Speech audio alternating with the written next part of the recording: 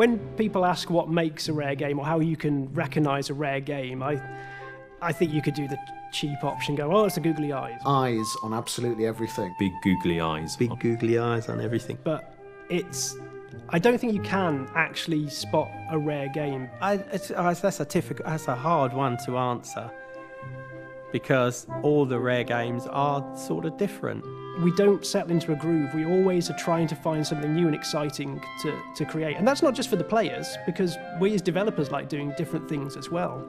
It's a two-way street, but it works really well. What makes a rare game?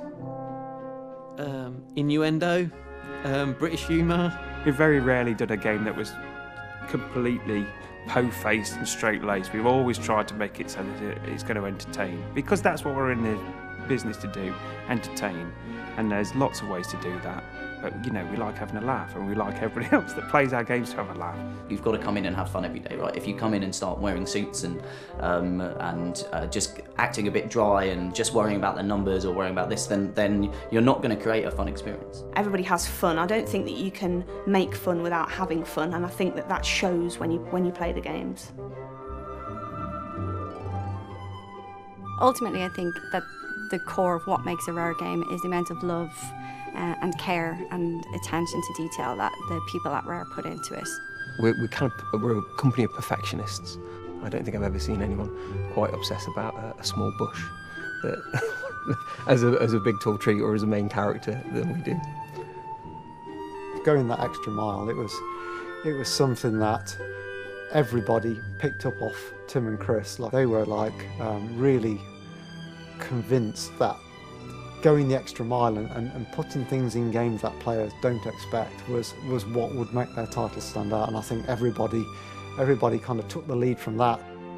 The Rare logo was one of the first logos that I actually even recognised, like, as a gamer, when I was sort of 12, 13. Everyone remembers the feeling when that Rare logo just spins onto the screen. I remember feeling like if you saw that logo on the box and at the start of the game when that logo would come up, you knew no matter what game it was going to be your next favourite game. Everything would come together to create this sort of intangible magic that you can't really put your finger on.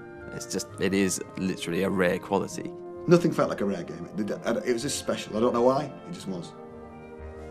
That sounds awful, but you know what it's true though. Before I came here, I don't think I could have answered that question, because every game Rare made had a unique quality to it, had something magical about it, an X factor, if you like.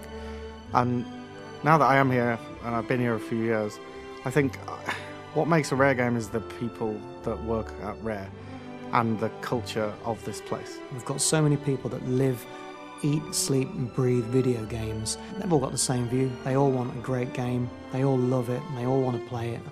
Even if it meant that you had to spend almost your entire life at work, it was that end result that you were trying to achieve. You know, you were trying to bring out the next Rare game. I'm a bit of obsessive and put a lot of hours into this job. And I believe that, I think it shows in the product that if you love the project and you're kind of really passionate about it, you'll put a bit of your soul into it. And I think it sometimes comes at a cost, but it's always a worthwhile cost. I'm a firm believer that the games that come out of Rare are a reflection of the people that work on them at the time. They've all got this certain something, but they've all got their own identity, and that came from the teams. The team has the ownership and the kind of the freedom to basically to do what they want and to make the game that they want to make. You know, whatever ideas they come up with, we're like, try it out, let's throw it in the prototype, let's see if it works. You know, we don't want to be restrictive, we don't want to be telling them what they have to do. It has to be the team that's creating this game, right? And so the kind of the humour, the way they looked at life, the way they basically did everything would be reflective in the games, but it was all being held together by this kind of shared Rare ethos of, if you're going to do a job, make sure you do it properly.